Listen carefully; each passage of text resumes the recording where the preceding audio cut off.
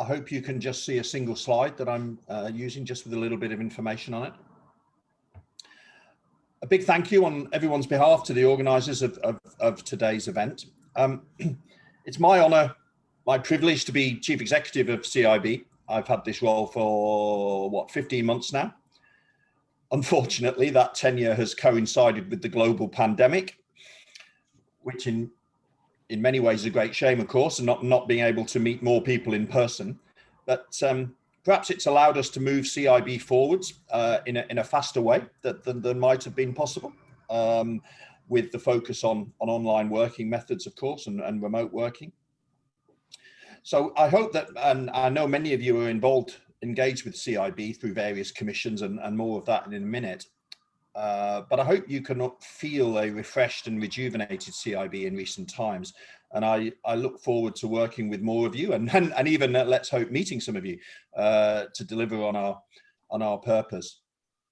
As most of you will know, Conseil International du Bâtiment was founded under the auspices of the United Nations back in the 1950s. And we are the global network of construction and built environment experts and researchers and academics, preeminent amongst those, with the purpose of collaboration for innovation in the built environment. We've got, what have we got? Over 200 member organizations, 1,400 experts, 50 countries represented. Half of the organizations would be universities and academics. There are 35 working commissions and task groups, and you're going to hear from, I think, 3 of those today. Over, well, 18 student chapters, and a worldwide early career research network, which we launched earlier this year. I'll say just more about that in a second. 30 endorsed scientific journals. Rather than barrage you with more numbers, I think the website has been renewed, and I hope is easier to find your way around, and there's a lot more information on there these days, including the annual report, which I think is formally published tomorrow as part of our General Assembly, but it's available now on the website, so do browse that at your leisure and enjoy understanding where CIB's activities are at right now. 2 of the initiatives I'd like to just say a few more words about. One is this early career researcher network. So, you know, we recognize that so many of our members, including a number of people at the event today, are early in their career, perhaps younger people, and you know, when you talk to them about what their needs are, they have some specific ambitions and issues or skills that they'd like to develop, including networking skills, mentoring, ideas on how they get published. Perhaps they want some experience as a peer reviewer, or they simply want to build the worldwide network of experts in their field with whom they can connect and who knows, collaborate in future. So we've launched this network in the era of Zoom. We've been able to facilitate that network as a virtual network, meeting monthly and also collaborating offline using one of the network social media networking tools. And any of you who want to be part of that, it's free. You don't have to be a member of CIB. We want to support the development of tomorrow's researchers through this network. So anyone is welcome to be connected into that network. Please just let us know. Contact Debbie Gray at this event, or find the relevant details through the website. The second initiative I thought I'd draw attention to, because of the quality of the research leaders that we've got speaking today, is the CIB in Conversation series. So we like to have chats with interesting research people around the world on a regular basis, and we're starting to publish these as videos or podcasts on the website. Again, if you Google CIB in Conversation, I think there's some interesting conversations in there with people from like the president, Keith Hampson, of Curtin University and SBE NRC in Australia, through our vice presidents, Mark Hastak in the United States, and Jalidra Percy of brands in New Zealand. And increasingly we're starting to talk to some of the leading coordinators of CIB's working commissions. And that probably brings me, so let me know if you're interested in being on that, or if you've got someone that you'd really like to hear us talk to, and that you'd really like to hear from, perhaps about how their career developed, or what their latest research interests are. We're delighted to involve more people in that series. From the perspective of this event today, it's led by Mimu and Task Group 88 on smart cities, and you'll hear from Mimu in a minute. We've also got relevant work in Working Commission 98, which on intelligent and responsive buildings, and it's great to see Derek, an old friend, a long-standing friend. A friend. I like to think. And we've also got our Commission on Smart and Sustainable Built Environments, W116. So, and it's good to see Professor Shen here. Welcome, and from Hong Kong Polytechnic University, which of course is a very strong member of CIB and hugely engaged in all aspects of our work. So I'm delighted that CIB has been able to showcase our work in this area today. It's clearly an area where CIB's global network is strong, and I'm sure that all of you will find it fascinating today to hear from our speakers. As a final thought, if you've got any ideas or thoughts on how you think CIB should be progressing, I don't want to take up more time of this session right now, but do contact me, or if you think there are areas of research that we're not focused on that we ought to be in our sector, please contact us, or indeed any of the speakers here, because they are very well networked in. Indeed, Mimu is a board member and is a very welcome and active contributor to our work. So please contact any of the speakers, and we'd be delighted to connect further. You can also find me easily on our website or via LinkedIn. So I look forward to hearing from you one day, hopefully meeting some of you. And meanwhile, I hope you'll enjoy the webinar and find lots to stimulate, learn, and contribute. That's it from me, and I'll hand you back to Mimu. Thank you. Thank you, Don. Thank you. And welcome also from my behalf to this CIB webinar, which we are actually co-hosting together with SPARCS. SPARCS is a European smart city lighthouse project, and the coordinator of SPARCS is Francesco Reda, is also here presenting about the positive energy district. So we have really nice and holistic picture today about the smart cities and what we can do there. I will first start with a short introduction that how we see what is a smart city, and how we see that what are the important topics in smart cities. And as we all know, so the urbanization is really a big mega trend, and most of the people are already living in the cities, and the trend is increasing. Also, the cities are really crucial and important in respect to economy. So GDP is created in mostly in the cities, and most importantly, what we think is important in the CIB is that the 90% of the innovations are also created in the cities. But then, of course, there is the other part of the cities. So the 70% of the CO2 emissions are directly or indirectly originated from the cities, either from the services or the goods and services what are used in the cities. So that's why we need actually the smart cities that we could create a sustainable living and working in the future as well.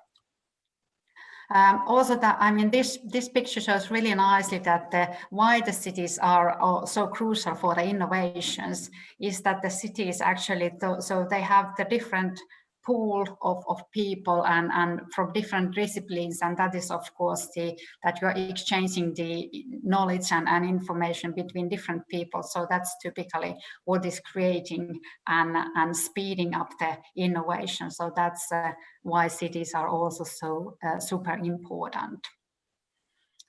Why then smart cities, and why we need the smartness in the cities is of course that we have the climate change.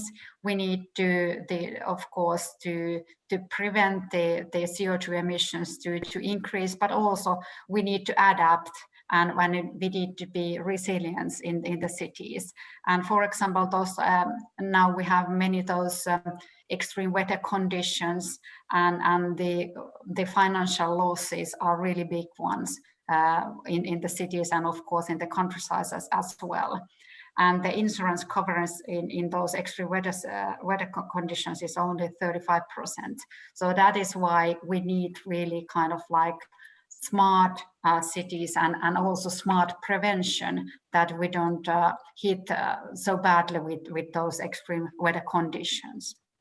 And that's why we are talking so much about the forecasting and preventing. So how to use sensors and early warnings in the cities, how that can be creating better living, not only for the extreme weather conditions, but also, for example, for traffic conditions or for other services and energy conditions in the cities. So that is, of course, really important as well.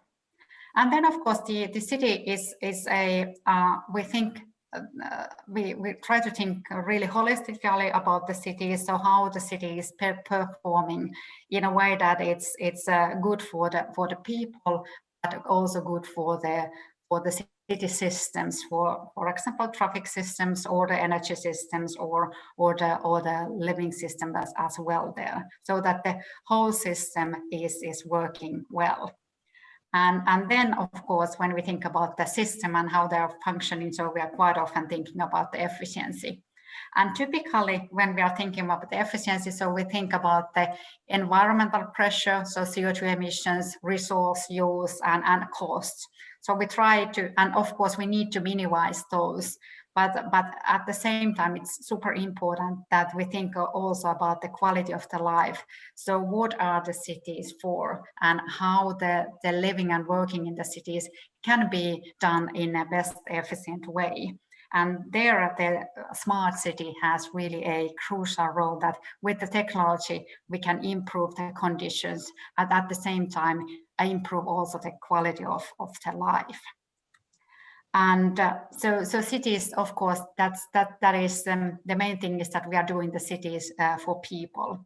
And people tend to like similar things all over the globe, so they need to have some privacy. They do like green or blue areas, services close enough, no time to consuming community, affordable housing, and some open space. But people are adaptable, so they tend to like kind of like similar conditions where they have been comfortable previously also.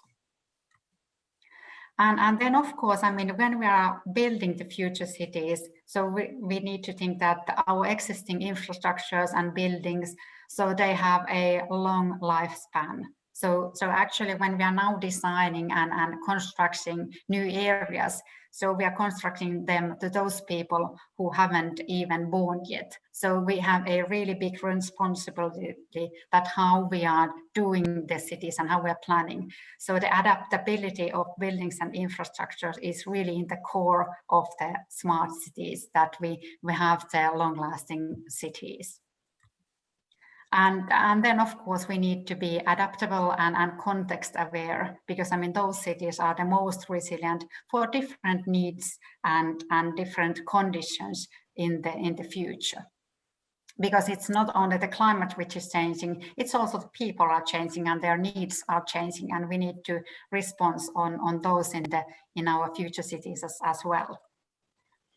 And as we all know, so we are using the internet, and every device is connected nowadays quite a lot. Actually, every second 127 devices are connected to internet. So it's really a huge mass of devices which are interlinked and interconnected today already. And that's why we need to use those connections in order to have better picture of the situation. For example, today we get a nice picture from Professor Jeffrey Gren about the real-time construction and construction management and what we can use there, for example, with the building information models and all that. So you hear more about that later today. And also that how we are actually using the data from different sources in order to get a better understanding of the use, for example, energy peaks and potential of renewables, and where people tend to live or like to live, and where they like to move and all that. So Francesco is also telling about how we are building the kind of like new positive energy areas, and then we hear from the Professor Dirk Clement's group about how the buildings are responsive and what are the advantages there and how that is responding to people's needs. And that is also connected to quite a lot about that. It's not only the systems which needs to change, but it's also that the leadership needs to change, and the new business models are in the transition also in the future. So everything is actually changing, and that's of course really interesting and important from the innovations perspective. And of course in the future, so the services are becoming more and more important, and services, for example, what is living as a service, so those type of kind of like really new openings that what we can do in the future. And it's also that the services is not kind of like one constant thing, but they are also changing, and the need for services is also changing in a time. So we need also the evolution of the services. So that was a short introduction about the smart cities, and now I have the pleasure to introduce Dr. Francesco Reda from VTT, so the Technical Research Center from Finland, and he's also the coordinator of the SPARCS Smart City Lighthouse project, and he's telling us about the designing and implementing positive energy districts. So the floor is yours, Francesco. Thank you, Mimo. Let me share the screen first.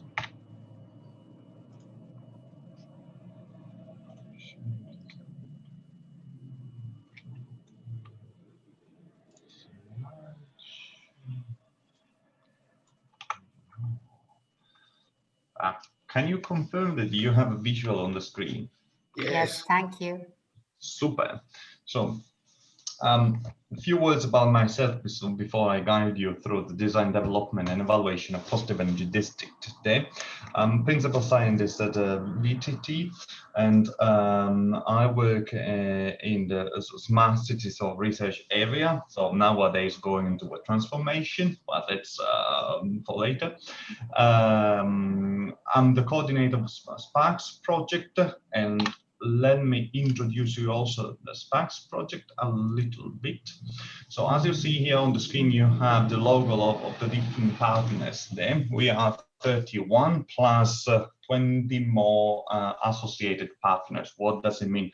31 partners are full beneficiary of the project, and the 20 associated partners are somehow connected to the project, but not full beneficiary of the project. This is a EU project terminology. The project is coordinated by us, then we have, so VTT, then we have two lighthouse city of Leipzig and city of Espoo, with the local consortium of industries, small and big players that you see it on the screen. Then we have also 5 fellow cities. So we have the city of Maia in Portugal. Then we have the city of Kladno in Czech Republic, then Kifisia in Greece, Lviv in Ukraine, and then Reykjavik in Iceland. there. All these cities have their supporting partners there. So SPI for Portugal and new as well. That's the energy utility, Reykjavik Energy also, CBUT for Czech Republic. And then we have actually market uptake and accelerators like CVESCO for the bankability and business model and exploitation plan, GOPACOM for the stakeholder engagement and dissemination activities, Suite 5 and VED for market multiplier as well. So all in all, that's kind of a big machine that is geared together for delivering sustainable, positive energy buildings solutions there. But let's go on the content for the discussion of today. So how to design a PET and to develop a PET. And I'm going to guide you briefly also first before going into design what is a positive energy district. Many might be wondering what it is, a positive energy district, and how many positive energy districts exist actually. Then we dive in a bit more into the design specifics and development, and finally a few words about the evaluation of PETs with the KPIs. So let's start with the design of a PET, first introducing what is a positive energy district. There are many definitions, and the Commission has adopted one definition. There are other organizations like JPI or Initiative JPI, Urban Europe, or ERA, the European Energy Research Alliance, and nowadays the Cost Action on PET and Annex 83 of the International Energy Agency that are actually on the matter as well, discussing the definition, trying to extend the definition to other urban contexts, because then coming up with a definition on which is based the technical concept and then the real concept is actually a tricky point, since it has to be democratic, it has to be open for somehow involving and give the freedom to come up with different solutions, but at the same time it has to fix some let's say main point that we would need to consider and when to design specifically a PET, so to characterize a PET from the different other type of buildings or type of district there. First of all, the PET consists of several buildings. That's the kind of a wider accepted notion of the definition. There are some attempts to define also the limit of the square meter. Okay, how many buildings, how many square meter we need then to then finally define a conglomerate of buildings, so a group of buildings as PET. Initially Commission and the project is built on the definition that at least we're talking about 15,000 square meter, which if you think of an urban context in Europe or in rural areas, that's quite a size. But then if you consider the urban context of the mega city or Asian city or big city in US and the rest of the world, even in Europe, we have some example, of course, 15,000 square meter can be just a couple of buildings, no more than that. So that depends. In SPARCS, we have all sorts of buildings, district sizes. Specifically, we have in Finland, we have district of about 150,000 square meter. Right? So it consists of several buildings there. In Leipzig, we have even all the historical district of the city, which is about 17,000 square meters. So, and the urban context of these different districts really changes, and that actually we were challenging ourselves to come up with concepts that have something in common, and I will show you what they have in common in a moment, but still deploying different solutions then to achieve PETs, because then you can achieve different PETs, of course.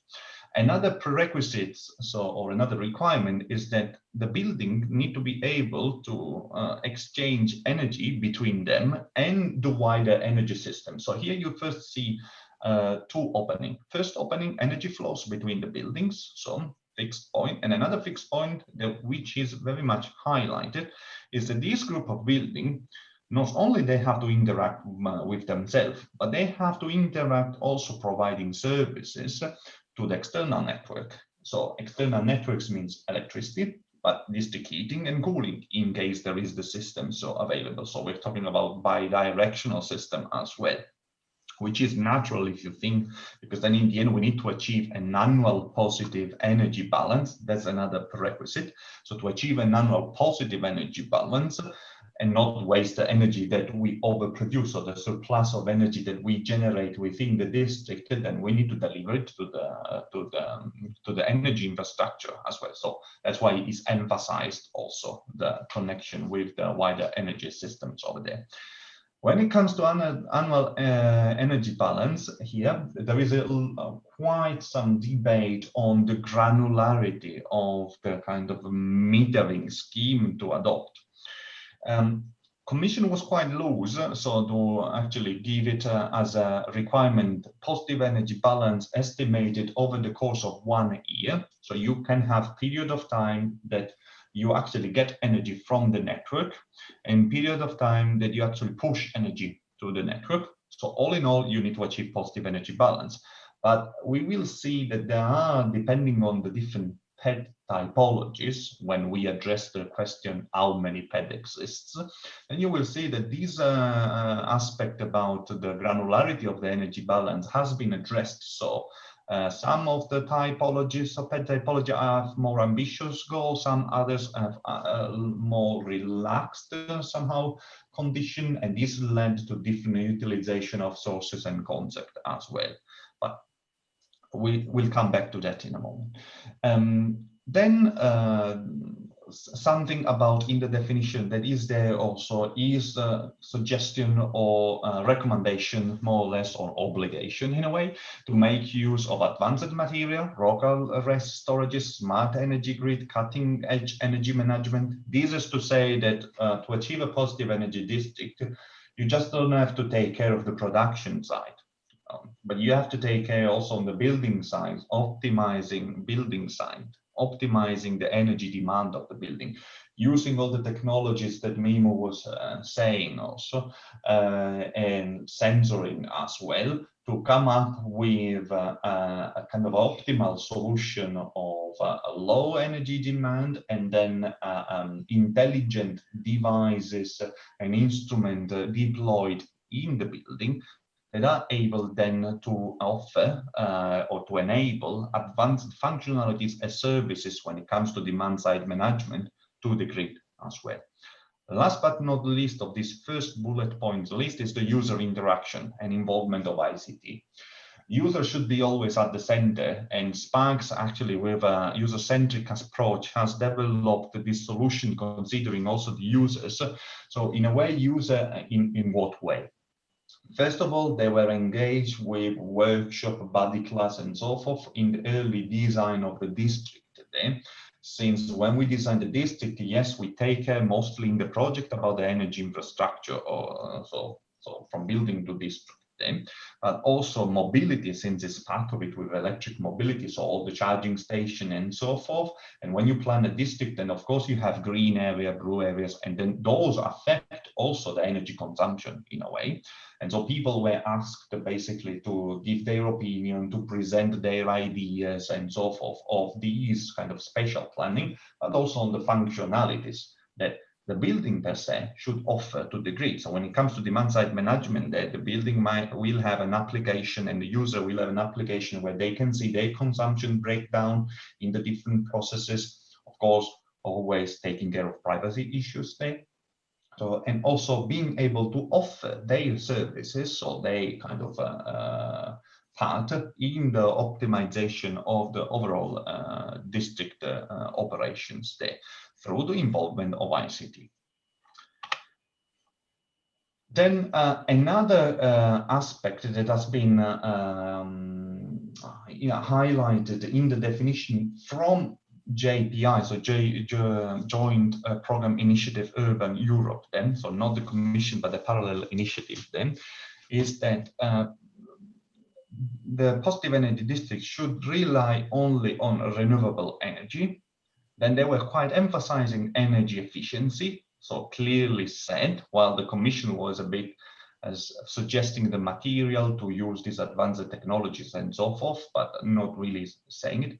And then it introduces energy flexibility, which in a way is the service that we were talking before, when we were saying about the deploying of sensors and enabling these demand side management functionalities. So flexibility is exactly the aspect that all these building technologies and district technology should offer to the district operator, to then facilitate the penetration of renewable energy. So the quantification, if you like, of demand side management activities with energy flexibility, categorizing them by size, so how much flexibility in terms of capacity I can offer, and by time speed, so the reaction time that the different flexibility sources can offer.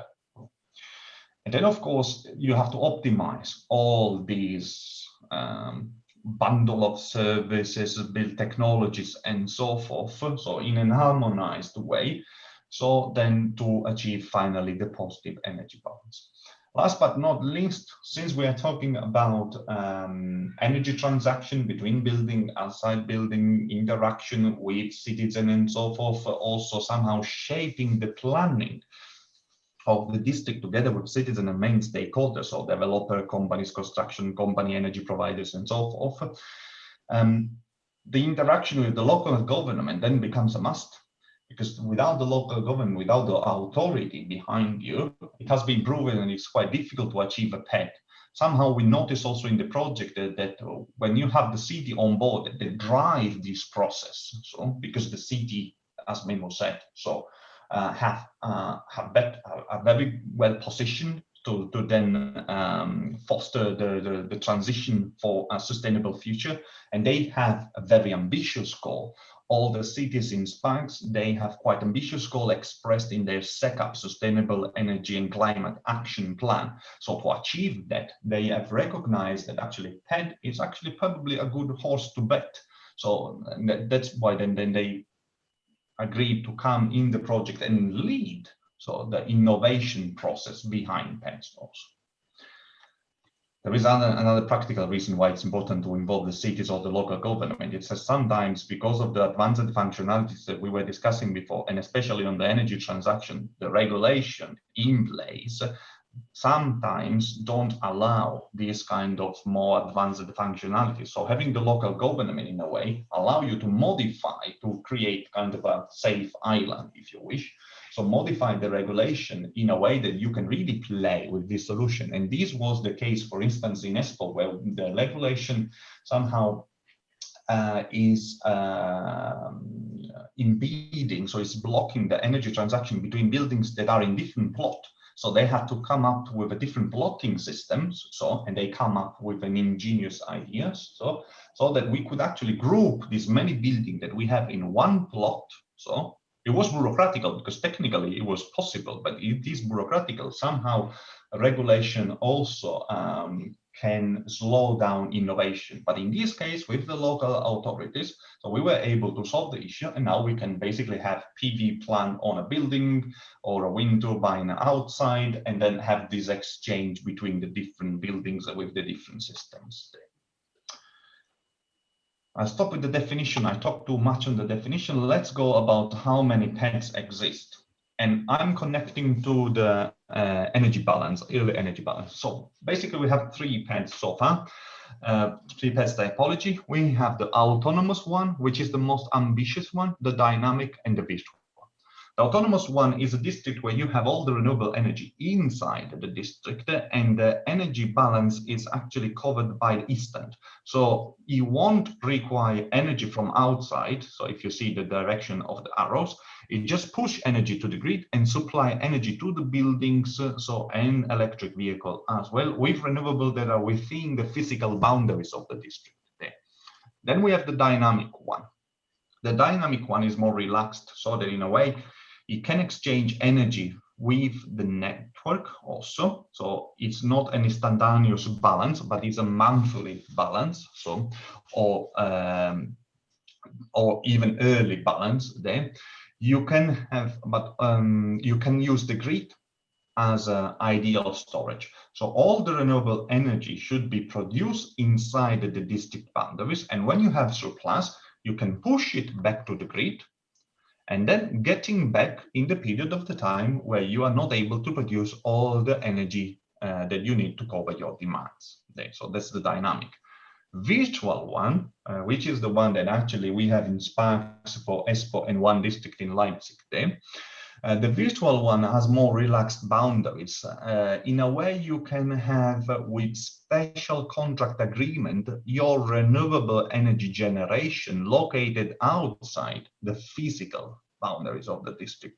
You need to have a special contract agreement just to prove evidence, to basically create evidence that you're not just importing energy, green electricity from the grid, but I'm connecting to this and that plant, so that I can show, so that when they produce, I consume, and I have a match, and I have a contractual somehow obligation and contractual agreement on the background there. So what happened is, you still produce, you have renewable inside the district that at some point in time, they will overcome the energy demand. So you push energy outside, but for the period of time where you cannot get energy from your district because there's not enough capacity, or for instance, in Finland, you know, we have long winter and people are not eager to have wind turbines in the backyard. So, and then solar technologies, they can produce to some extent in winter time. Then we're able to locate the wind turbine or the bio-CHP somewhere outside the district and get this energy in the district, placing ICT infrastructure there, an advanced ICT infrastructure. So all in all, you see here the pro and cons of the different PED typologies. So when you think about how to design a PED, first of all, you need to first fix what kind of PED you want to design. So you have to basically fix it in your mind. I want a PED, an autonomous PED. But then you go for total self-sufficient. Most probably you need quite some storage capacity there. And you have to bear in mind that it might be problematic in zones with high climatic zones or geographical location where you have high seasonal variations of energy generation. The case of Finland with solar technology, for instance. Or if you want to go for dynamic PED, if regulation allows and so forth, and that's your ambition, then you have more relaxed flexibility on the system control, since you can use you don't need so much storage capacity, because then you can use the grid as an ideal capacity there. So that you can actually exchange this energy with the grid, but it's dependent on external energy generation, not just electricity, but energy. It depends what you need to get to cover the period of time where your on-site renewable cannot cover the demand.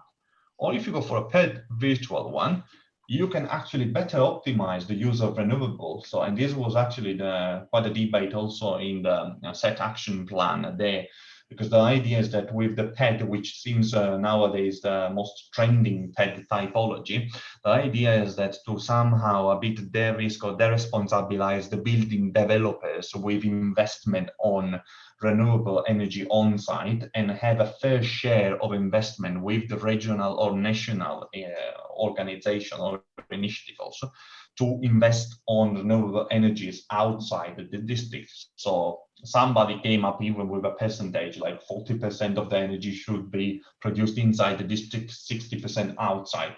But this is just a way, and it's based on also, these calculations are based also on country ambition, okay? So at the country level, in terms of RES target and so forth, but this basically to de-responsibilize the building owner and to decrease the burden of investment of RES solutions on site.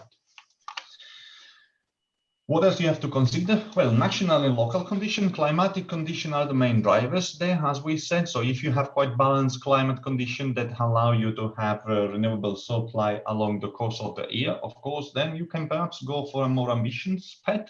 If you don't have a favorable climatic condition, then you might think of a different other solution, virtual or dynamic PED. Population density is also another thing to consider. Low density is of course good, because usually it's connected to less energy demand, but then you have to see also the electricity consumption per capita, because it might be that you have low density but high consumption there. So these two factors might be in conflict. GDP per capita, that's another very good indication, because all in all, if your building costs 5,000, 8,000 euro per square meter, so then reaching the positive energy district then is far easier, because the burden on the investment cost is not so much compared to the building cost. So, but if the building costs and the GDP is quite low, then perhaps going for an optimized use of regional resources might be the way to go. Electricity price or energy price is also something to take into account in the initial planning as well. The more expensive is the energy, so the more favorable is basically to go for renewable, of course. That depends also on how they are actually going to pay you the energy, but in a general line, that's the principle. So if your electricity is already cheap, then going for renewable, it might be a problem. Then continuing, then you'll need to look at the demand, as we said. So if you have this high variation in the demands, which lead to storage solutions or more investment there, so you might need to consider another PET typology. Building efficiency, so with the characterization of the building energy demand, actually, so the lower is the demand of the building, so the easier is to somehow get to energy balance. And you may need to consider also to, instead of pushing for generation, you may need to go for a parallel approach, generation and refurbishment at the same time. That depends from case to case. In the case of Finland, for instance, the building standard is already quite ambitious, has already quite ambitious targets. So then we can't do much on the energy efficiency side, since the building actually are very, or at least the new buildings are very efficient, so that the domestic hot water consumption, the energy demand for domestic hot water is higher actually than space heating already there. Policies is always something good to look at. So if somehow there are policies, country policies and so forth that can define this ratio between the share of renewable energy inside the district and outside, or if there are some specific requirement also to install specific renewable generation, or they somehow force you to install a certain capacity, for instance, this is always a good horse to ride. And available resources, you have to always look what's around you there. So what's the main resources that you might have? So because that's connected also to the innovation ecosystem that has to operate, maintain also the energy infrastructure. After all these words, let's have a look about the case study that we did for a district in Finland. We were considering different technologies after an interaction with the stakeholders. So the technologies you see here were selected at them. And we come up with an investigation about the different, how then to create a PET, what would be the different configuration for PET, and the different also economical actually impact that the different PET have. The blue line is the net energy balance. So basically from this point on, so that's the 0, 1, if you see my cursor. So those are all positive energy district in a way. So this is all positive energy balance with on-site resources then. And the black line is the life cycle cost. So that's the cost, investment cost plus the running cost there. So this is the point of the autonomous PET, where basically you don't have imported electricity. So all the energy is produced inside, and you have quite an export of energy also, if you see here the net energy balance. From this point to this point is basically dynamic PET. So you can use basically the energy, the district as a battery, and then you achieve the energy balance. From this point on is a virtual PET. So you need to cover all the rest with some renewables so that this curve can be slightly up, and you can then push energy also to the grid. But then you see basically the difference. Autonomous PET is quite costly, is almost double. So then let's say the less performant dynamic PET. So that's where what you get to. So all in all, some takeovers. When you have to design a PET, so you need to start to consider the local condition, regulation, policy, economics, and so forth. You need to have the first holistic approach with stakeholders, so analyzing what's available also, and in terms of innovation ecosystems there, so in the country, and do this first analysis there, so that you have an understanding about different sizes, different cost of the solutions that you might want to deploy. Once you have that and you reach the development of PET, then you see the SPARCS picture. Then you need to think about also non-technical aspect, because as you saw there in the chart before, designing a PET is quite expensive, and you need to create additional services that are based on these new functionalities and sensoring that the positive energy district may bring. And to build that, one good approach is to build hackathons and startup competitions, so that you can actually come up with new services that bring more revenues inside the district, so to justify the investment there. Once you have the solution, if you recall the example I told you about ESPO with the regulation, you need to support the city planning, so interact with the local authorities for the governance, because it might be that also for the additional service that you come up with the hackathon, but for the services that you need to come up with a PED, so then the regulation might be shaped, and the governance model also should change also, especially when you go and for user-centric platform, or this demand-side management more oriented towards the inclusion of citizen there. And last but not least, since we were talking about citizen inclusion, then that's a must, of course. And citizen inclusion is not just including them by planning, but also looking at the financial side. So what are the instruments, financial instruments? Then there are many nowadays that you can involve for designing your PET and actually reduce the cost of the district as well. Few words about the PET's evaluation and KPIs. How to evaluate a PET? Well, besides the annual positive energy balance, you may want to look at the on-site ratio. So that's basically an indicator that tells you how much energy comes from the on-site renewable that matches your demand. So also the mismatch, and that's an indicator of the mismatch ratio. Then there's also an indicator to see how much stress you bring to the network. So especially if you have large systems, generation system inside the district there that are higher than the highest load capacity, then you might bring additional stress to the grid. So you need to also look at these indicators as well. Economic and social indicators are under development, more an holistic evaluation, since as we spoke at the beginning, then PET is not just about technical solution, but there are also, when you design a district, you have to involve also other aspects. And all in all, if you are able to come up with a PET, also the better quality life in terms of air quality and sustainability, this is going to improve. So it will have an impact also on the economic and the social one.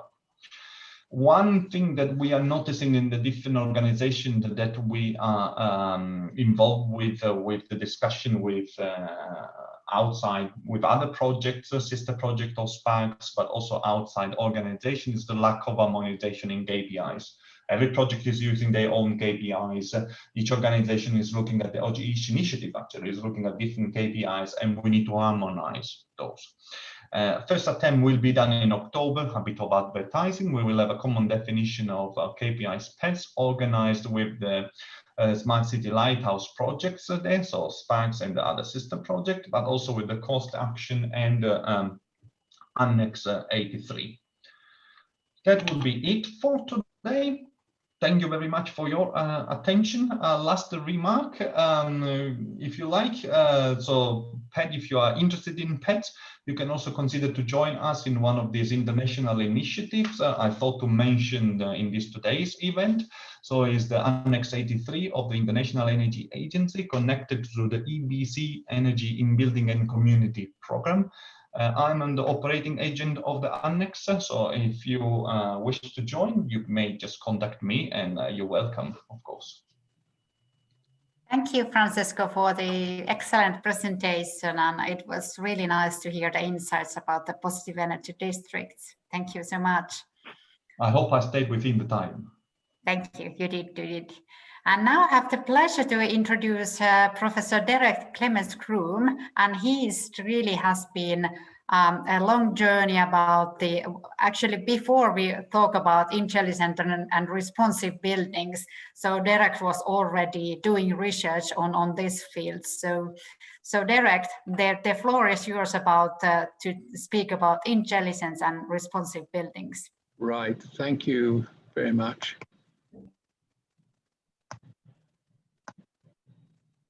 Right, can you see me? Hello? Yes, we can see your screen. Yes. Right, wait a minute, let's get back to the beginning. My things aren't changing for some reason. We can see really nicely your screen. You can see, yes, but I can't, right, okay. Let me see if this changes when I'm seeing if the things will change. First, it seems to be stuck. I'm trying to see if I can change it's not come back onto my full screen for some reason or other. I don't know, this happened at the beginning as well. It seems that you're, okay, now it's maybe. All right, okay, we'll go through like this. Good morning, everyone. Lovely to be here, and thank you, Mimo, for inviting WO98, of which I'm a co-coordinator. The other co-coordinator is Tong Yang, who is on this call. It's a great pleasure to collaborate across the various parts of CIB, which is an amazingly large worldwide organization. I'm going to talk about the roadmap which we developed for WO98, for CIB, in fact, one of the many roadmaps, of course, on our particular area of intelligent and responsive buildings. I'm then going to look and question some things about decision making. That might be a little bit uncomfortable, but Mimo mentioned that we are designing smart cities, for example, for future generations, those people who are not even born yet. And I think an interesting aspect of that is that we talk a lot about changes in technology. We talk a little less about changes in society. And of course, this means that anything you design now for the future has to be flexible and adaptable to cope with that. Just think back. Now, we've got a lot of different ages here. I'm one of the older members here, but some of you, your grandparents, I hope are alive, but in some cases they're not. And just think of those grandparents that would come back today and see the world and read the newspapers. They would be amazed. And that's just like, you know, a grandparent to a grandchild. It's not all that many years in a way. It's a terrific change. So I'm going to mix sort of talking about technology with issues which impinge on sociological matters as well. Now, I have to change slide here. So our roadmap, it consists of several items, and you will see it goes on into that as well. So starting through these, I'd like to just go through a little bit about the various aspects of these things, which are the basis of this framework. First of all, there's, you know, what are the knowledge performance indicator or the key performance indicators which reflect on intelligent buildings and will be kind of relevant to the future. In fact, some of them are more future directed. So, of course, there is the smart technology. But I think here we have to be a little careful as well that technology alone is not the answer to everything, but it is an enabler. So it can be very, very valuable, but it's not the master. It's, I don't know, the servant, but it's the thing that helps us. It enables things to happen. But in my case studies, which I'm going to show you later on, I've chosen two contrasting examples. One is an example of a very simple intelligent building, and the other one is one of a more high-tech variety. So there are different kinds of intelligent buildings, and the context for your intelligent building is important. It's not going to be the same standard thing for everyone. Okay, so there's the smartness, okay? And then, of course, we talk about economic viability, the economics, and that usually comes down to things like costs and so on. And of course, those things are important, but it depends what you mean by cost. If it's capital cost, short-term costs, not so good. They often turn out to be more expensive. If it's actually a cost which is built around the idea of the user context, of actually the human context, the social value, then that becomes more interesting. Now, that's something I'm going to refer to later on, so I won't overdo that at this particular point. The next area is what I call the sentience of buildings. And the sentience of buildings, the health, the well-being, the fact that we live through our senses. So being in a building, working or living in a home or in the office or in wherever it is a sensory experience, a multi-sensory experience, because our sensory system is invaded by lots of different stimuli from all sorts of places. And now, of course, with COVID, this has been emphasized even more, whether you're working at home or whether you're working outside in other places. There are few multi-sensory models around at the moment for designing an environment.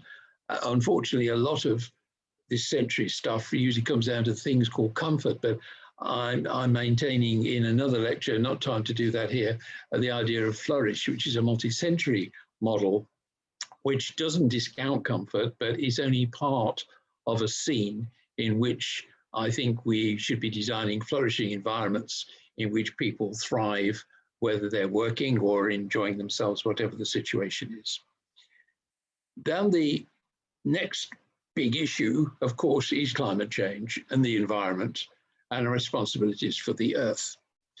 And of course, that we've already had an excellent lecture on positive energy from Francesco just a moment ago. Energy is obviously a big issue. But again, it's the context, because in some parts of the world, you know, water is a big problem. So water is important too. And so is waste. If you look at the waste figures over Europe, I'm sure you're aware that the differences between neighboring countries are immense. You think, oh, how can it be so different? But of course, there are some positive things about waste as well.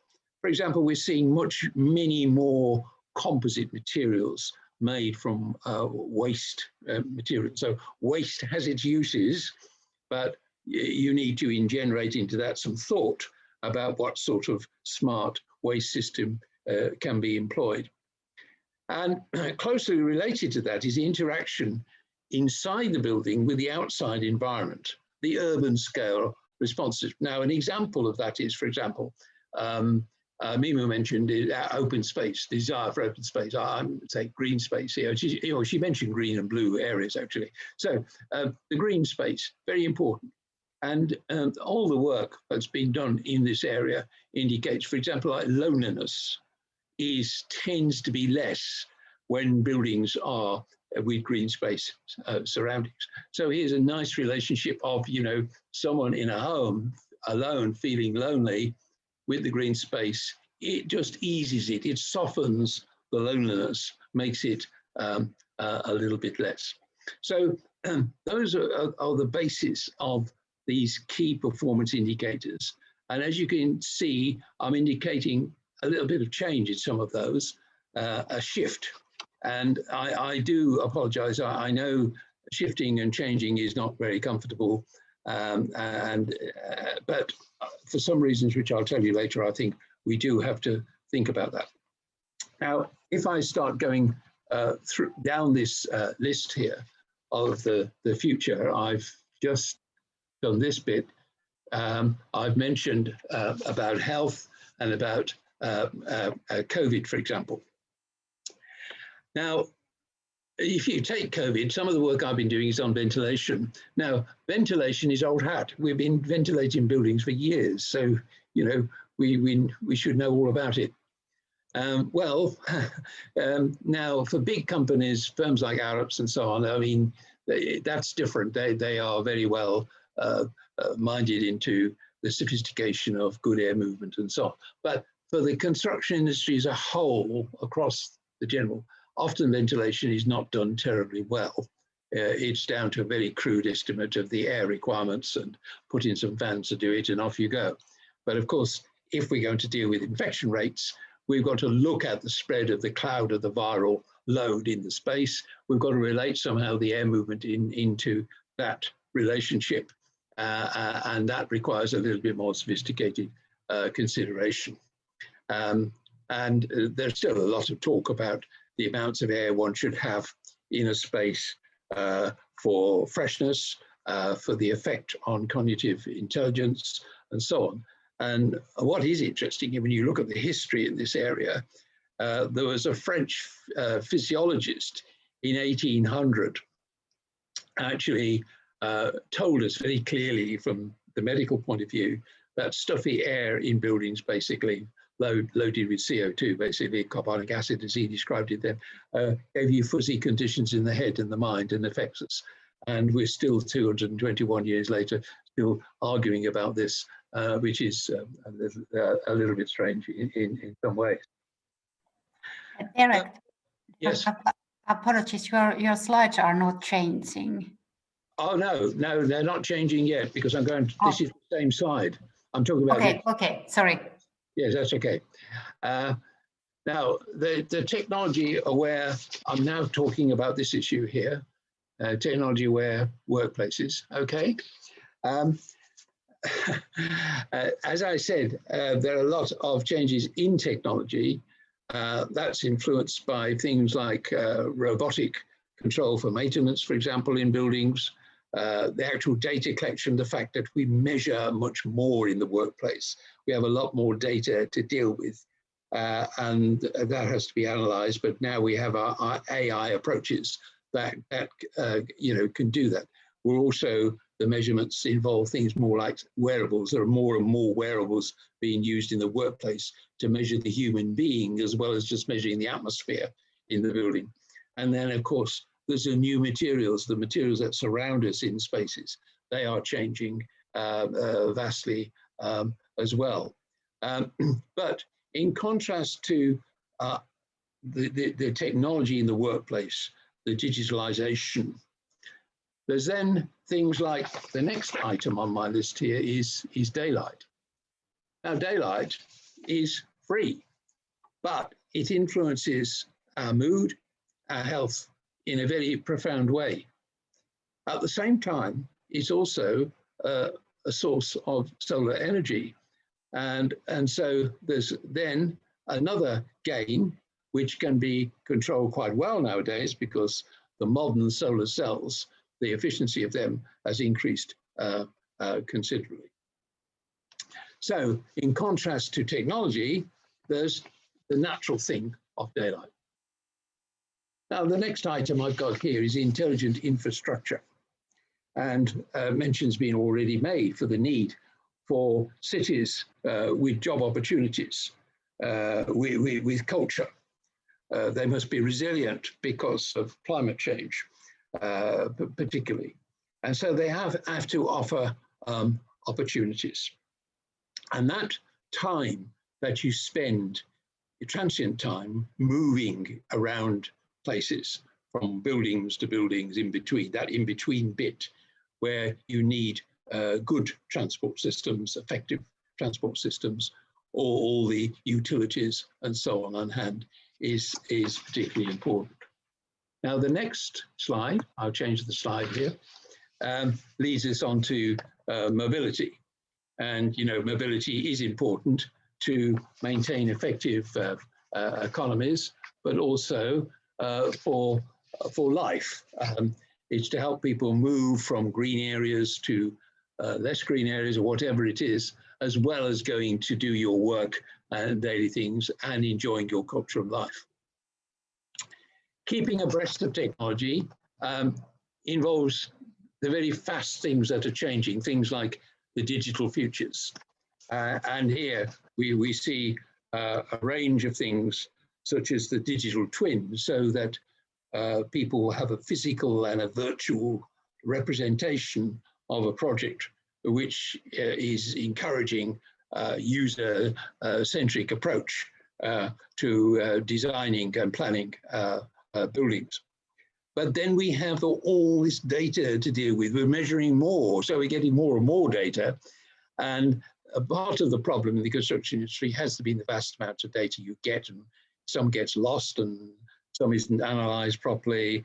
And for various reasons, the data can be dealing with it can be very messy. But now we have things like blockchain, BIM, which are attempts to classify the data, to have it in one place so it can be recalled. Blockchain ensures that it's not interfered with, and anyone can then tune into that to check the facts and the figures. So we are increasing the reliability of using our data. But these items require us again to deal with change. Nothing is constant. There's a considerable flux in our industries that is happening, and we have to be aware of that, which leads us to, of course, as we invent more things, we need more skills. And so we need a much enhanced system for upskilling our workforces in the industry, I think. And all I've said applies to homes. And in 2016, the UK Green Building Council issued a very good report on the health and well-being in homes. Our homes are important because we spend a considerable amount of our time in homes, and even the sleeping component, as we know, that sets up your energy for the day, your depth of sleep and so on. So even whether it's sleeping or in your waking state, the home is particularly important to recognize the things that can promote health and well-being. And then this last item here, bioelectromagnetic, is there purposely because we are using more and more phones and computers, and so the EM pollution in the world is increasing. But we also recognize that there's not a very confirmed opinion on everything on this. Some things take a long time to prove if there's a relationship between magnetic fields and health, for example. Going back to ventilation and COVID, one of the things is that ultraviolet radiation is coming into being in a more frequent use now. Now we know that a certain bandwidth of that, it doesn't cause any harm to the skin and so on, but there is parts of the UV spectrum that does, so we won't care. Then someone else says, oh, but we can have an ionization, and the evidence for that is mixed again. There is some things which shows positive effects on flu pandemic, for example, but others that don't at all. So we have to be aware that we don't know everything. We are in a situation where there are unknowns, and we have to learn from that. We have to learn how to cope with that. So to summarize on this next diagram here, I have this diagram, which is basically the smart features, the social, the sensing qualities of the space, and then the green areas, the livability, but the relationship to green and nature. So that's a summary diagram really more than anything else. Now, I'd just like to spend a little time before leading into decision making on talking about the difference between what I call the close-up, the atomistic, the close-up of looking at problems, and the landscape, the holistic. And Francesco mentioned in his PEDs the need for a holistic vision. And you need both of these. It's not that one is better than the other, but both are important. But we have to recognize that you know, the broad elements of what I call T knowledge, that's breadth and depth, are important. If you only have depth and you don't recognize the interconnections with other bodies of knowledge, then the tunnel vision, the actual atomistic view gets rather limited. So we have to understand how the details interact and make the system as a whole. And systems thinking is obviously prevalent. Now, the problem we've had that often people say, oh yes, systems thinking, but things have got simplified in systems theory in our industry by making it a linear system. But in fact, it is not a linear system we're dealing with. We're dealing with a dynamic non-linear system, which is much more complicated. However, the good news is that I think today where we have the means to deal with such things. And that's where, of course, things like interdisciplinarity comes in. You know, that we don't just deal with numbers when we're measuring things. We have numbers, but we also have words, and people express themselves in words rather than more than in numbers. So understanding short and long-term changes, and that's the difficulty in UK, for example, where rather short-term thinking, because our politicians lead us down that avenue, what they call long-term is really quite short-term. I think in Scandinavia and Germany, there's a sort of a longer-term view taken of things, which is more favorable. We have to be aware of the long-term view. And here, something about regulations. Yes, the detail in the regulations, we need regulations, we need health and safety precautions. But if you want to have proper buildings that responds to health, well-being, and climate change, you have to go beyond regulations. Regulations are too slow to change. And even when some of them are changed, they don't change very much. They're still saying a lot of the old things and ignoring the research. So don't let's ignore the regulations, but they're a basis. You don't get a great building, a great intelligent building, by just following the regulations. It has to be something that goes more than that. And I talked about flexibility and adaptability already, because we're designing for the future as well as the present. People will have different views. So the buildings they're in need to be able to be changed into something to suit the context, that period of history. Right. So now I want to talk a little bit about decision making. I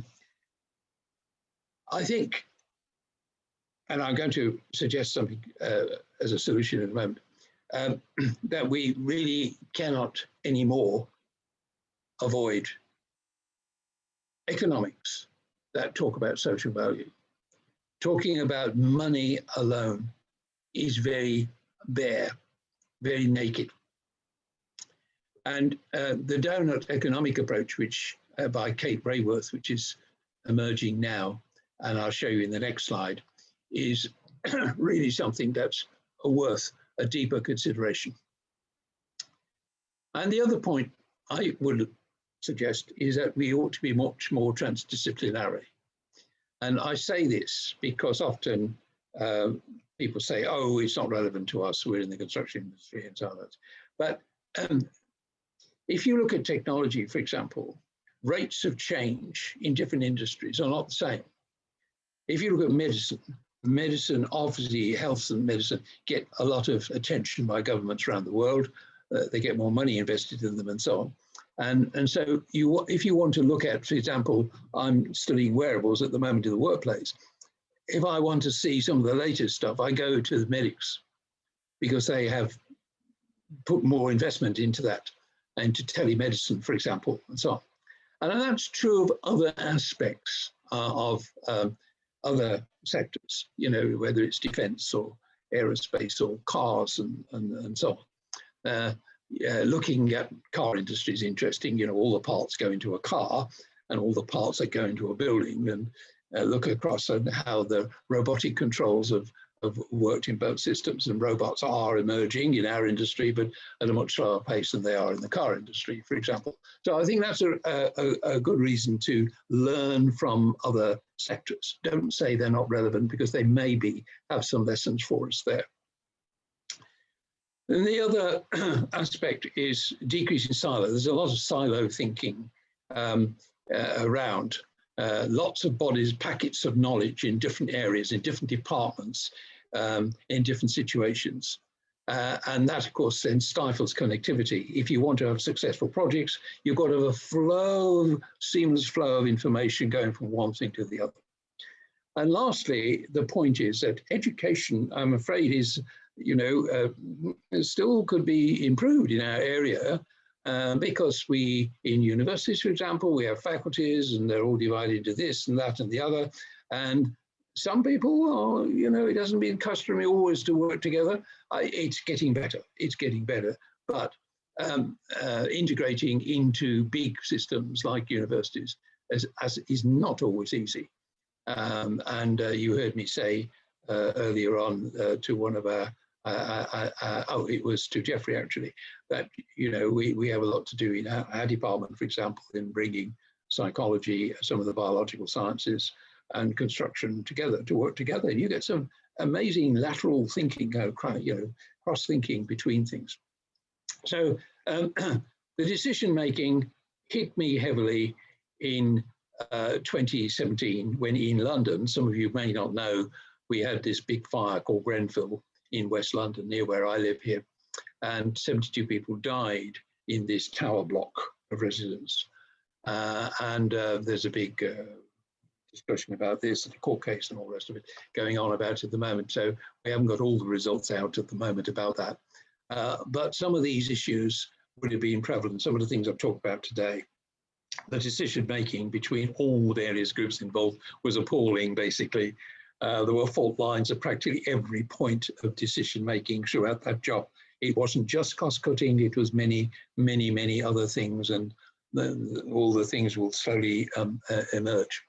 And I thought we really do have to, now we're in the 21st century, not just sit on our laurels and assume we go on and on and on, making decisions exactly the same way. We should think differently. And Kate Rayworth, Oxford here, on this slide here, you can see what she's suggesting is this donut, and the donut is this green, get my card, is, you know, this thing here with the rich center here, and there's a bit of cream on the outside. And the boundaries of the donut are ecological ceiling.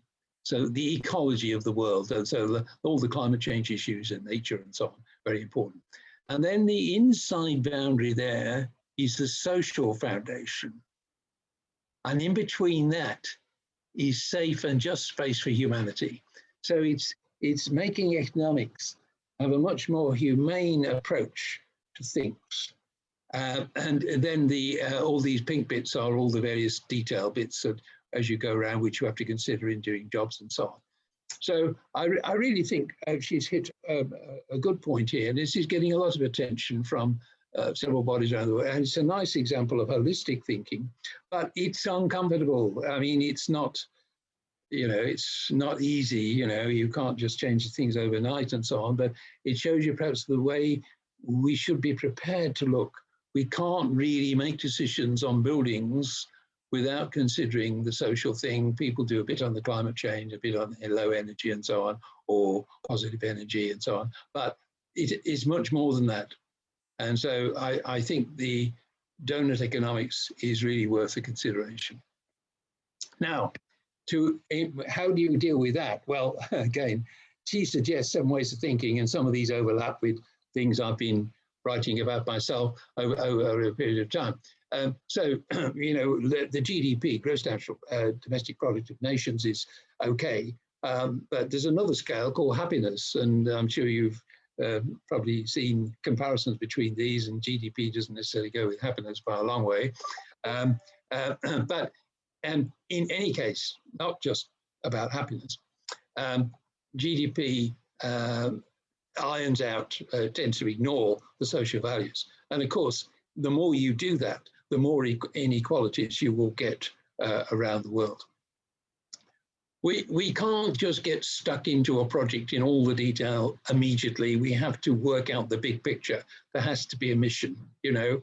I would be just studying the history of cathedrals in UK, and, you know, we have 42 cathedrals, beautiful buildings, you know, and going back to the time when they didn't have any of this technology we were talking about. Most of the cathedrals were based on geometry and circles, squares, and diagonals, you know. But there weren't too many accidents, and most of them are still there 900 years later or so. So I think the big picture in that was people were religious and looking up to God and raising to the heaven and so on. So, but that was their big picture.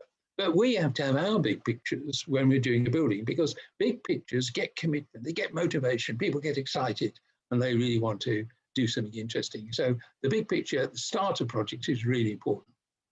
And then the nurture human for nature. Yes, the disconnection with nature, we'd be so many talking about this now. It's every week you can find articles on the relationship between us and nature. And of course, COVID again has emphasized that. So many people, David Attenborough said it the other day, oh, I got through COVID because of the bird song I could hear in my garden, you know. But he was making a point that many others have made, you know. I get through, you see on my picture here, this is the back of my garden, which I'm not actually in at the moment, that is my garden. And it's only a small garden in West London, and I have a balcony in my bedroom, but yeah, that helped me to get through. And I think many of us feel the same thing. Our relationship with nature has been neglected. Now it's so important. We must bring that into the spaces inside and outside the buildings. One of the universities I went to in South Korea before lockdown, you were greeted down the entryway with a bamboo corridor. When I got to the upper floors, we had internal gardens. They're very convinced about this. Systems thinking in an advanced way. Don't let us make everything linear and simplify it down. We don't need to do that. We can deal with nonlinear problems. We recognize in the industry, architecture in general, is not a linear thing.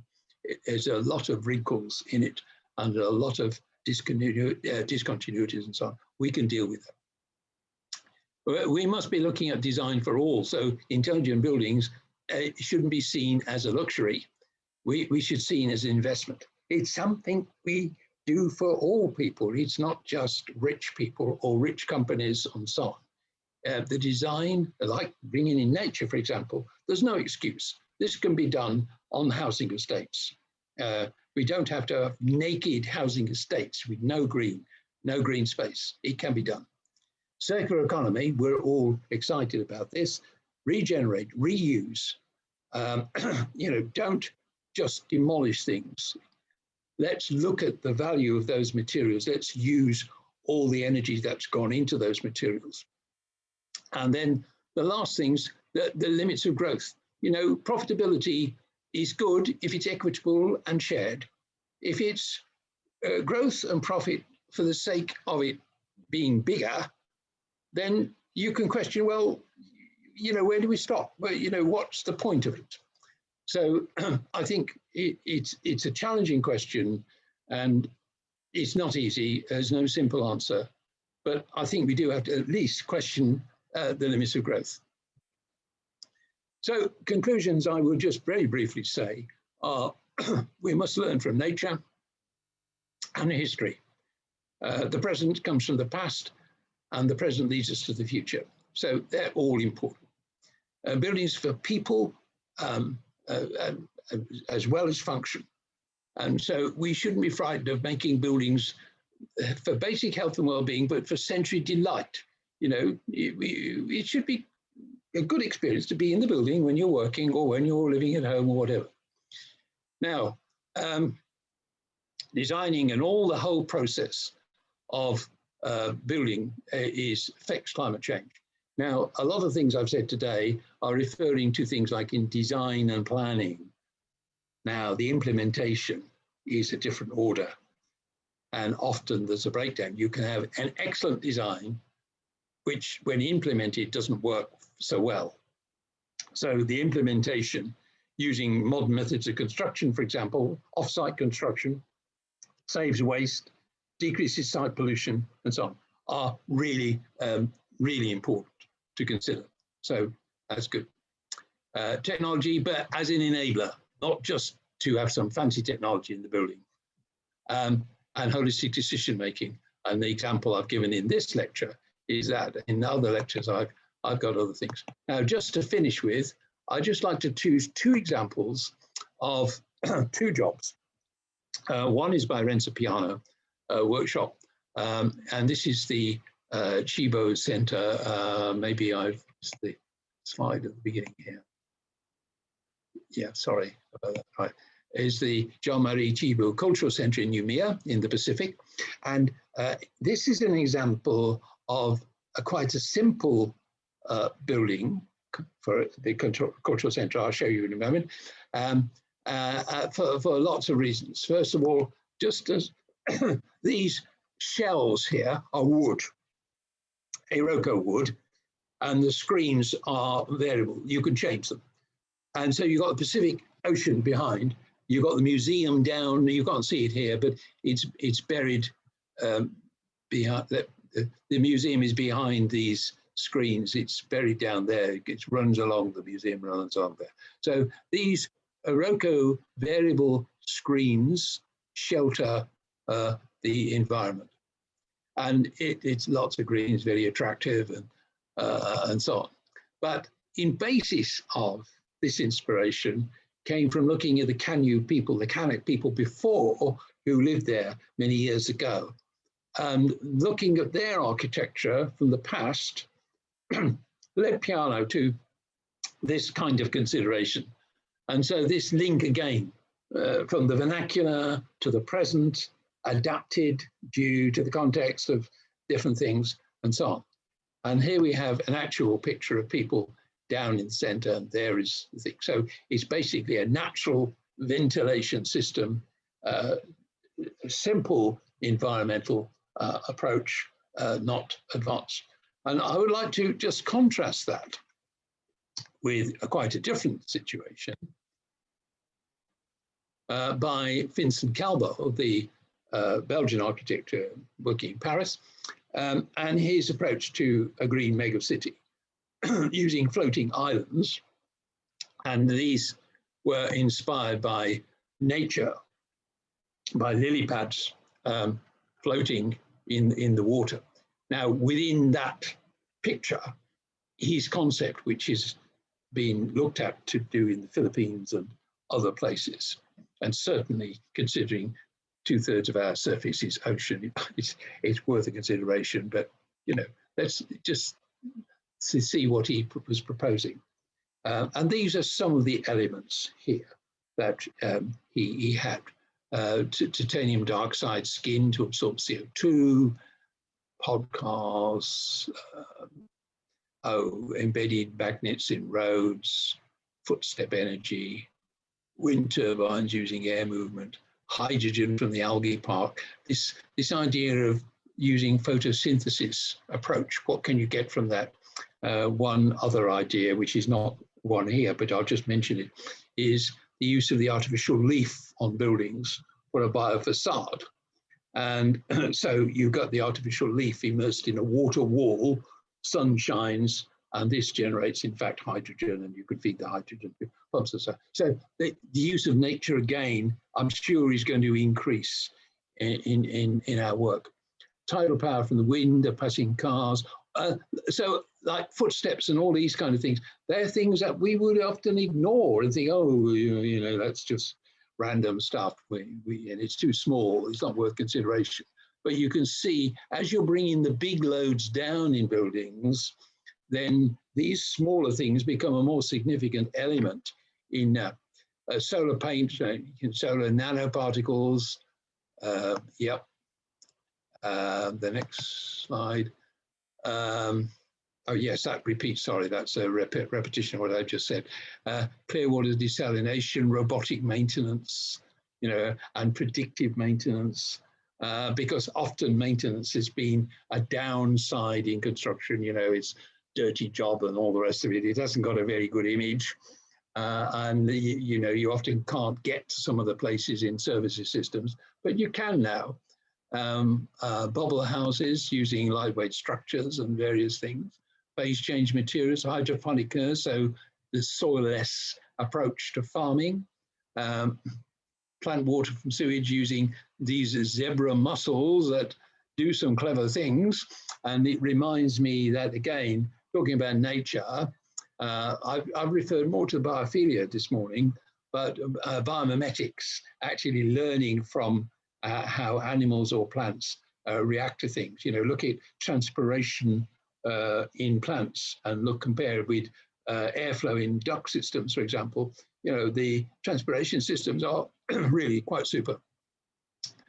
He talks about concrete towers with photovoltaics and geothermal wells. Yes. So you can see a very creative mind working there. Two projects, one that exists, one doesn't exist. It's a concept, so it's perhaps indicating things we could do. And the work of Vincent Calbo is worth thinking about. My students find it quite it stretches the mind a bit, and worth. You can't do everything. Some of these things won't work, and you won't do them, but some of them will. So that's come to the end of my little presentation. And what we call the beginning is often not an end, but as T.S. Eliot says, ends make beginnings. So the end is where we start from, not where we finish. Thank you very much. Thank you, Derek, for really inspiring speech. I mean, this was really excellent presentation. So thank you so much about giving your insights. Thank you. Next, I have the pleasure to introduce Professor Geoffrey Chen. He's a chair and associated dean in the Hong Kong Polytechnic University, and he will talk for us about smart construction process. So the floor is yours, Geoffrey. Okay, thank you very much, Mimu, for your kind introduction and also invitation. It is my pleasure to be here to share with you some of the research work we have done in recent years. And it is also a great pleasure to meet so many friends, old and new, and also to listen to other speakers. I still remember back in 2016 when we had the CIB World Congress, Mimu was chairing a roundtable discussion on smart cities. I was a panel member. So that was 5 years ago in Tampere, Finland. Then 2 years ago, we hosted the CIB 2019 Congress here in our department, our university. Some of you attended that Congress. Unfortunately, after that, we entered into this pandemic era. So not much travel ever since. Now, it's also great to hear from the CEO, downward. It's actually the first time I heard the CIB in French. So thank you. Also, the presentation by Francesco on this Horizon 2020. In fact, Mimu led a project, myself and our colleagues in the Polytechnic University in Hong Kong were a partner. And I know Horizon 2020 has moved to Horizon Europe, starting from this year for the next 6 years. And hopefully some of the participant here would like to consider to submit a new proposal, and we will be very much interested in collaborating with you to submit a proposal. I was told that the Research Grant Council in Hong Kong will provide similar matching grant in Hong Kong for our participation in the New Horizon Europe project. So hopefully we can have some opportunities to collaborate. Also, it's great to hear the guru of intelligent buildings, Derek, to share his insight regarding the new directions. It's like a music in my ears in his presentation. Okay, so let's start my presentation. Hopefully I can share my screen. Okay, all right. Can you see my screen? Yes, we can see. Okay, great. So my presentation, as Mimo has mentioned, is regarding smart construction process. So the topic of my presentation is RFID and BIM enabled smart industrialized construction. Okay, now I guess many of you have seen the Great Wall, and this is one of the world wonders. The construction industry has contributed, in terms of our achievement.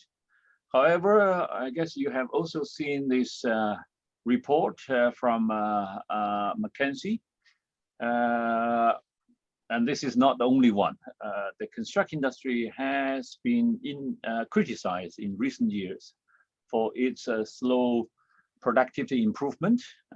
As mentioned in this report, over the last 20 years or so, the construction industry has only managed to have, on average, 1% productivity gain per year over the last 20 years. Okay, compare with a much bigger number, 5 or 6% in the manufacturing industry. And I guess you have also seen this chart from the World Economic Forum, which illustrated some new technologies and the possible impact and the likelihood of these new technologies in our industry. Okay, and if you look into the top right-hand corner, you will see integrated beam, prefabricated building components. These two areas are highly likely and also with high impact. Okay, so this particular presentation is regarding how we focus our attention on these two particular areas. Okay. Before we go into the details of that project, maybe I'll say a few words about our research on construction industrialization. This is a term we use in Hong Kong and in other places. You may have different terminologies. For example, in Singapore, they use what that's called PP. BS, and in other places maybe modular and offsite construction. So we use construction industrialization as a general term. In fact, we have another term commonly used in Hong Kong, and that is the MIC, modular integrated construction. Okay, so we as a team in our university, we have a multidisciplinary team with colleagues from civil, structural, building services, construction management, and even land surveying colleagues working together. We look into large-scale, complex, and interdisciplinary collaboration in the area of construction industrialization by integrating our expertise with diverse professional knowledge and background. We have participated in a number of large projects, for example, the national research programs in mainland China, the NSFC, this is the Natural Science Foundation China, and also Innovation Technology Fund in Hong Kong, the Research Ground Council, Public Policy Research, etc., etc. Okay. We also had very strong international collaborations with internationally leading research institutions such as Cambridge and in the UK and University of Alberta in Canada. Okay, this is a few examples of the project we have conducted in relation to my presentation. The very first one is a project funded by the Innovation and Technology Commission in the scheme called Innovation Technology Fund, and also in the scheme of a public sector trial scheme. We have obtained funding from this Innovation Technology Commission. I think in the order of the first project was 9 billion and the second project is about 3 million. So altogether about 12 million Hong Kong dollars. So that can be converted into British pounds. It's about 1.2 million pounds. Okay, now this particular project look into RFID. This is the title of my presentation related. RFID enabled BIM platform for prefabricated housing production in Hong Kong. Apart from these projects, we also have other national basic research program. This is funded by the Ministry of Science and Technology in China mainland. We have participated in 2 basic research programs. One on national standard for construction industrialization, the other one more on the BIM-based key application technologies for construction industrialization. Okay, now back to this particular project funded by the Innovation Technology Commission in Hong Kong. This is a huge project, as I just mentioned, altogether 12 million Hong Kong dollars. This is in collaboration with a few colleagues in the University of Hong Kong. And the funding scheme was Innovation Technology Fund and the Public Sector Trial Scheme. Okay, now, as I mentioned briefly, we try to make good use of BIM technology, building mission modeling, Internet of Things, and trying to apply these 2 technologies into the construction industrialization. With that, we try to address some of the problems we face in the construction industry. For example, to coordinate different stakeholders in the whole supply chain. Okay, the factories, the transportation, logistic companies, and the contractors on site, etc. So we try to coordinate and share information among different stakeholders. Also try to schedule precast in a very small, congested construction site. If you know Hong Kong, Hong Kong is one of the highest densely populated cities in the world. So the construction site are normally very tight and challenging. Also, we try to update BIM models with real data and also avoid misplacement of precast components during the assembly process. Okay, now this is the platform we have developed. We call it RFID enabled BIM platform, in short RBIMP. Okay, now the platform aims to develop a smart and intelligent system for enhancing prefabricated housing production. Okay, and with the following benefits, for example, seamless communication and coordination among different stakeholders in the whole supply chain, more efficient cross-border transportation logistics, also seamless communication coordination around the site to enable just-in-time delivery of prefabricated components to the site because of the small and congested construction site we normally have. Okay, now on the second point about transportation logistics, I just want to give you some background information. Many of the factories which produce prefabricated components are actually located outside Hong Kong. They are normally located in cities in the Guangdong province, neighbor to Hong Kong. So for all these prefabricated components to be transported to Hong Kong, they have to travel several hundred kilometers, and they have to go through the customs, immigration, etc. To clear all these issues. Okay, so transportation logistics is another critical issue in the whole supply chain management. Okay, this is the outline of our system. We have several layers. As you can see, the bottom is the so-called infrastructure, and the middle level is the database systems, and the top layer is the decision support system. So ultimately, we try to support decision making in the whole supply chain of the prefabricated construction.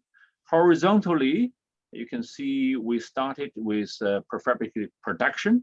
So basically, this particular module are aimed for the factories in mainland China, outside Hong Kong. And the middle part is looking into the transportation logistics. So all these companies trying to deliver the prefabricated components and transport those components from factories to our construction site. Sometimes they have to be located in a temporary location before they can be moved to the construction site. And the right-hand side is the on-site assembly of the components once they are arrived on site and assembled to the right location. Okay, so as I said, we have a big team of colleagues working together. My team were primarily, our team members were primarily focusing on the on-site assembly, and the other two components were taken care by our friends and colleagues in Hong Kong U. Okay, now this is a close look of one of the module, look into the production, the prefabrication, prefabricated components production. So in this particular module, we with this module, we can address issues like stock management and also production lead time. Okay, so all these will help to improve productivity. For example, when to produce the prefabricated components. If you produce too early, then it will occupy your resources, and you have to find a place to locate, to temporarily locate them first. So the best, we try to come out with a system which can coordinate the production. If you produce this component too late, then the whole construction schedule may be delayed. So we try to strike a balance here. Also, you can manage your stock when you need to pick up a particular component. With the technology Rfid, we can locate the components very easily. Okay. Also, we developed some mobile device to help with all this productivity improvement. So the second component module is the cross-border transportation logistics.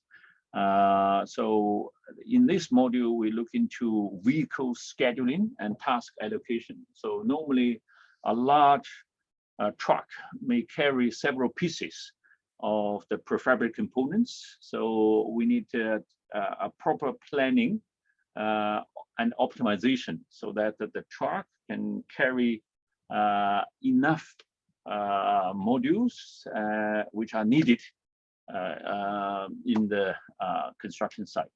And also we can trace, because all these trucks need to bring the modules from the factory to the construction site, and normally they travel several hundred kilometers.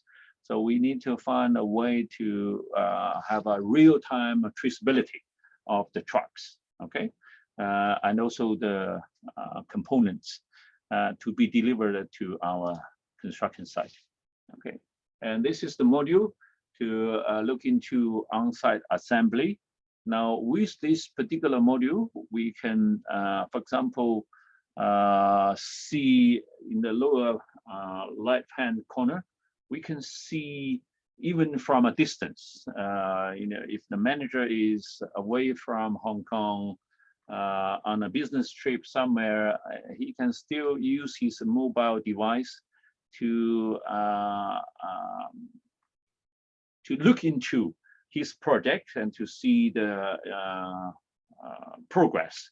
For example, on this lower left-hand corner, you can see we use different colors to reflect the situation of all the building facade.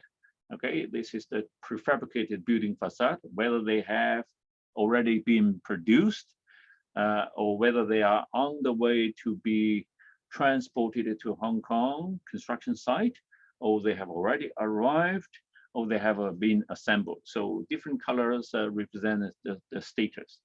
And also we use the assembly as a rough estimation of the construction progress.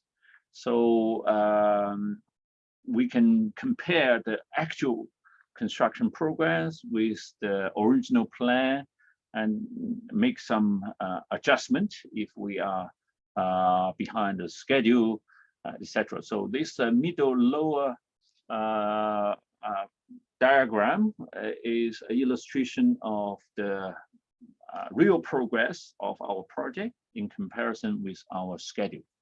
Okay, and the lower right-hand corner is illustration of our assembly.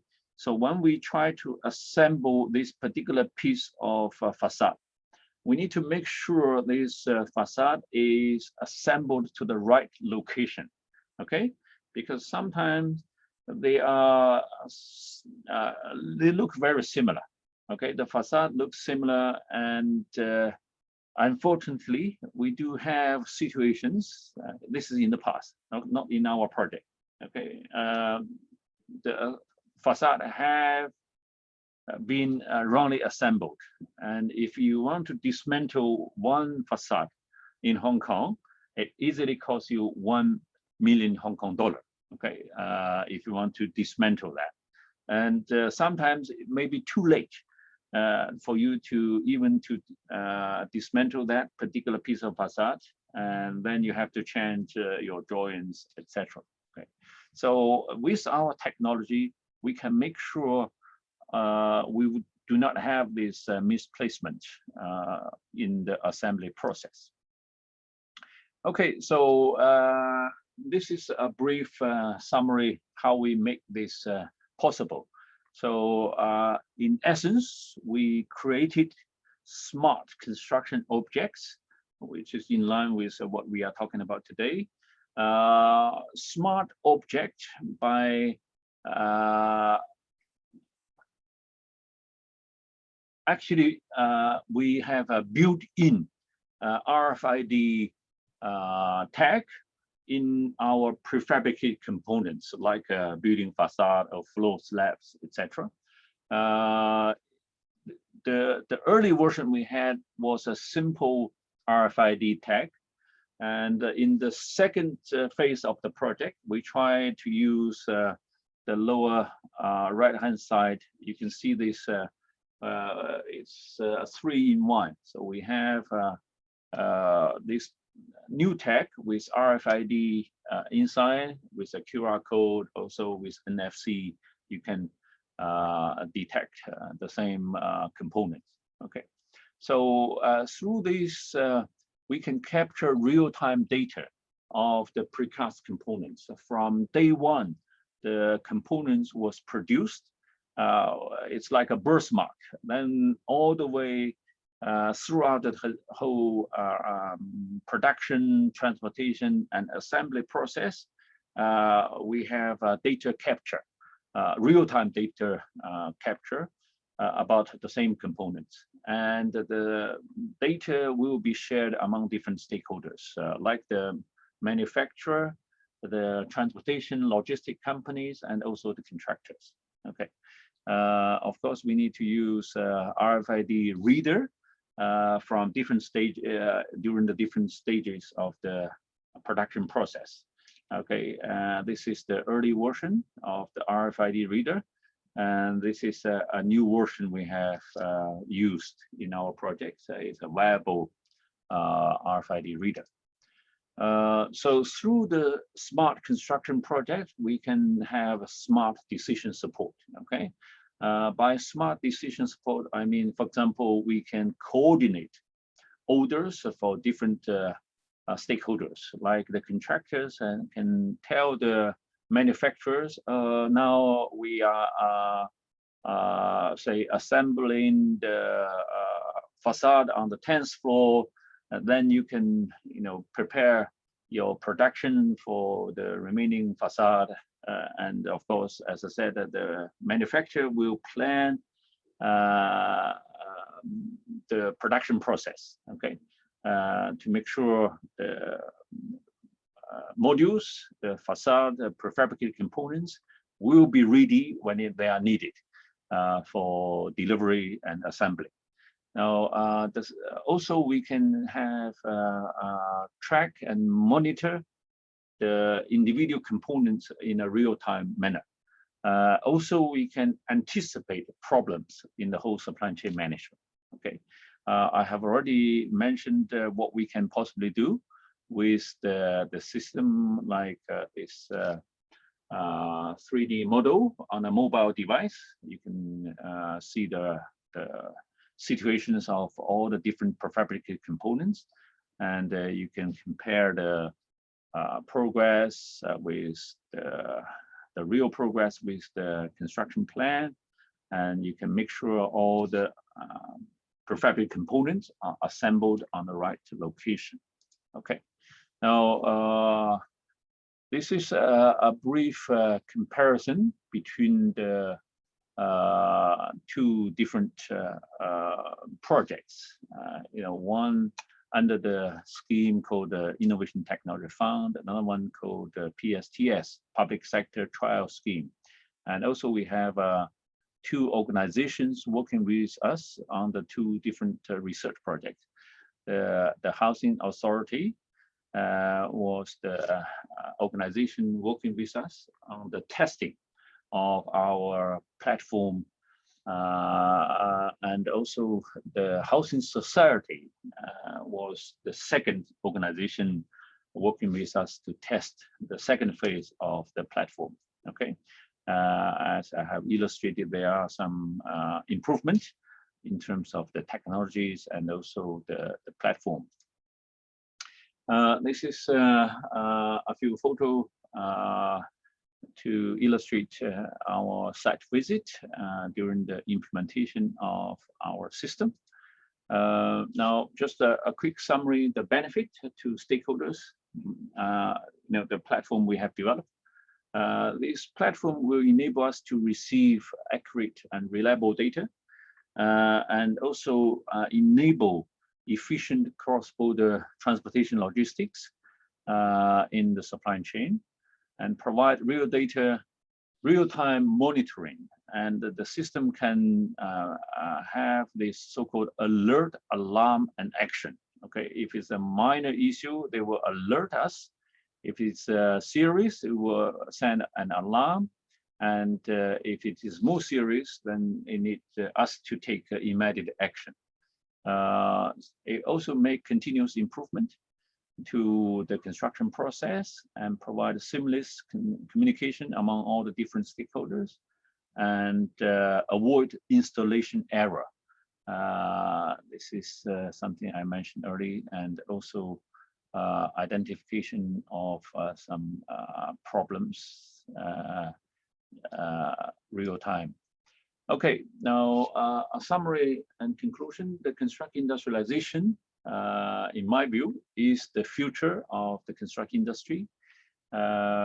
We have more in-depth, we need actually more in-depth groundbreaking research in this industrialization area. Our team has established some foundation for this application by applying RFID and BIM in prefabricated construction. The technology and the platform are getting more mature, and we also accumulated more expertise and know-how. Of course, for different projects, when we have a new project, we need some customization of the platform to make it suitable for the new projects.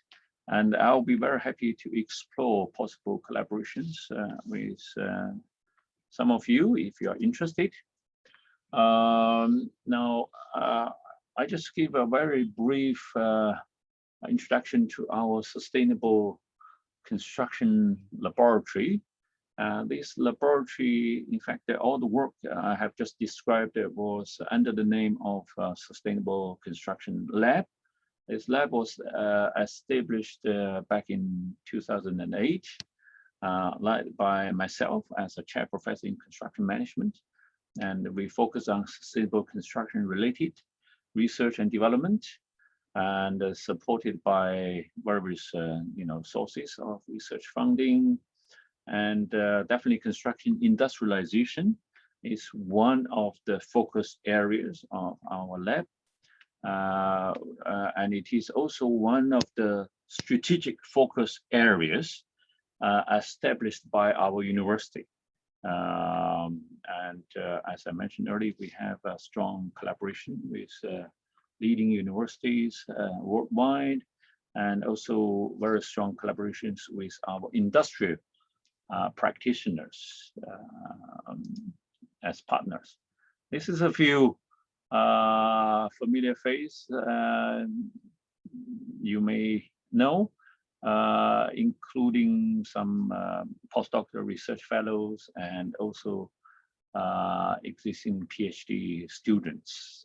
We do have very good opportunities to support both postdoctoral research fellows and also PhD students with very generous research scholarships. Okay, so look forward to working with you if you have some good students to collaborate. Okay, this is my contact. Thank you very much. Thank you, Kefru, for really wonderful insights, and it was really fascinating to see your project. I mean, where you really have a nice, excellent kind of like improvements of this whole process. So thank you so much about it. Thank you. And I also want to thank you all the speakers. So in addition to you, Kefru, so Derek and Francesco for your excellent insights to the topic and widening the smart city perspective. And of course, I want to thank CIB for arranging this webinar together with the SPARCS project. Would you like to close the webinar and maybe you have some reflections? think we may have overrun slightly, Mimu, so I wouldn't like to take up any more time of the attendees. I couldn't do justice anyway to, as you say, a very good tour of some of the latest developments in the area. You know, the whole program of work that we're involved with across all our commissions is crucial to future impact and in terms of climate change and some of the other big challenges that the world faces. So I congratulate all the speakers. Thank you very much. I hope all our attendees have got value from the session. Thank you to you, and thank you to SPARCS for your organisation and for collaborating with us. And I wish you all a very enjoyable rest of the day or evening or night. I hope it was a good use of your time, and I look forward to seeing you soon. Thank you. Thank you so much. Thank you.